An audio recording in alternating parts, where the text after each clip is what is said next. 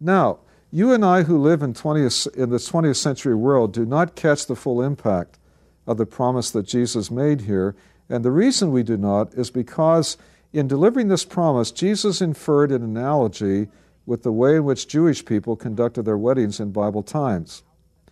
The first major step in a marriage between a Jewish young man in Bible times, the first major step in a Jewish wedding between a young man and a young woman in Bible times was the establishment of a marriage covenant. The Jews called the establishment of such a covenant betrothal or espousal. Usually the way that covenant would be established was as follows.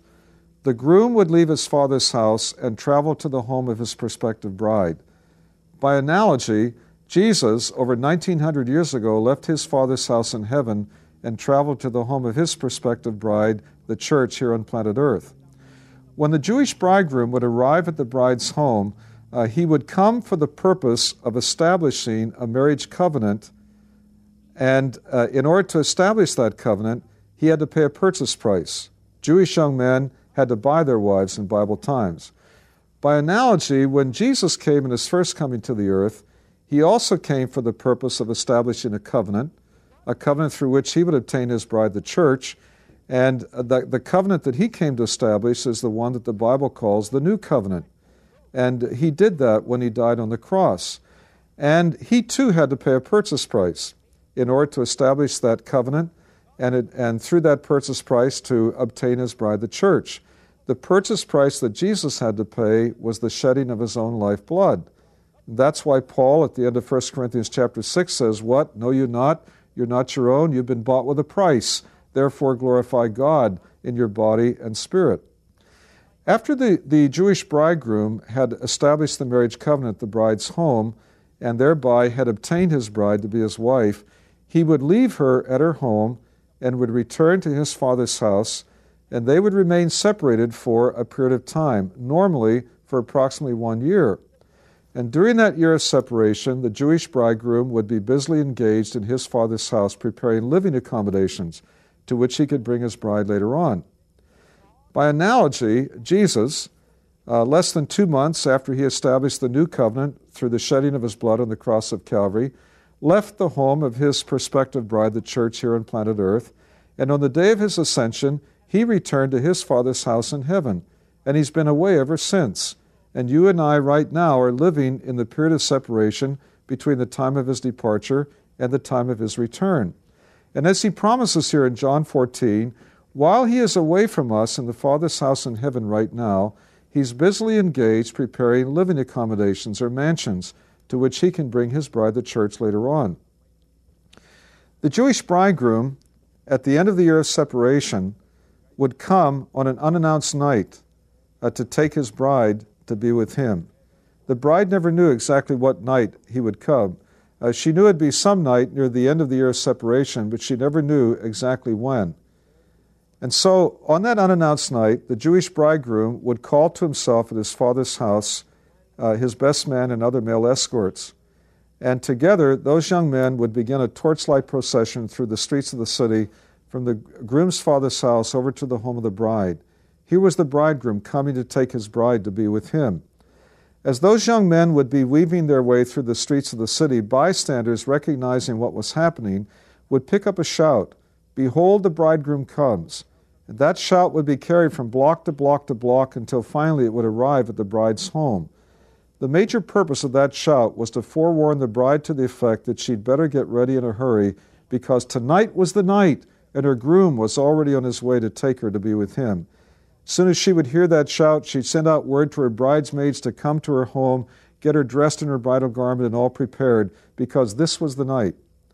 Now, by analogy, the Bible teaches that at the end of the present period of separation from Christ in which we are now living, Jesus too will come from the Father's house in heaven toward the earth, toward the home of his bride here on the earth at an unannounced time. The Bible makes it clear that nobody living on planet Earth knows exactly when the Lord Jesus will come for his bride, the church. It's an imminent event. It could happen at any moment. In fact, it could even happen today. And the Scriptures also teach by analogy that when Jesus will come at that unannounced time for his bride, he too will come with an escort. Paul in 1 Thessalonians chapter 4 refers to one great archangel who apparently will be the escort for the Lord Jesus from the Father's house in heaven. And Paul also indicates in 1 Thessalonians 4 that just as the Jewish bridegroom's coming was accompanied by a loud shout, so Jesus' coming will be accompanied by a loud shout. And I surmise that the content of that shout will be the same, "Behold, the bridegroom comes." Now, interestingly, when the Jewish bridegroom came on that unannounced night, he and his male escorts would wait outside the bride's home till she was ready, and then she and her bridesmaids would come out of her home and meet her groom and his male escorts in the streets of the city. By analogy, Paul tells us in 1 Thessalonians chapter 4, when Jesus comes for his bride, the church, he will not come the whole way down to planet Earth where his bride is living. He will stop outside the earth in the air and wait there, and then his bride, the church, will come out and meet him in the streets of the city.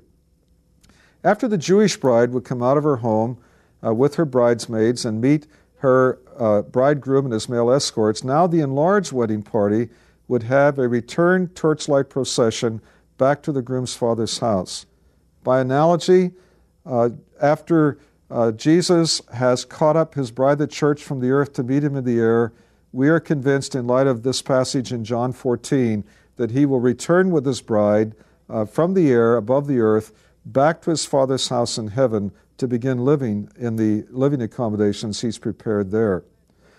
After the Jewish bride and groom arrived at the groom's father's house, they went into hiding privately into a room that the Jewish people called the huppah. In English, that means the bridal chamber.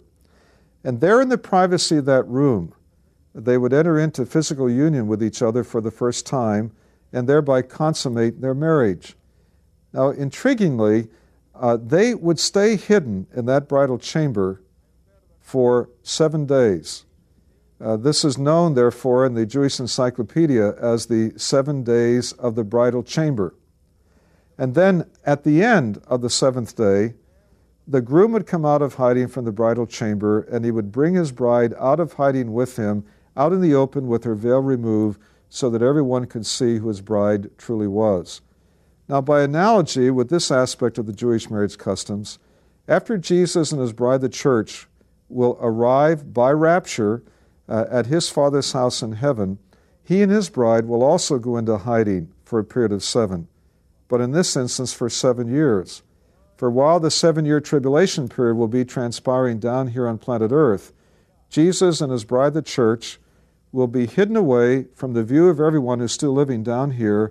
They will be hidden away in the Father's house in heaven.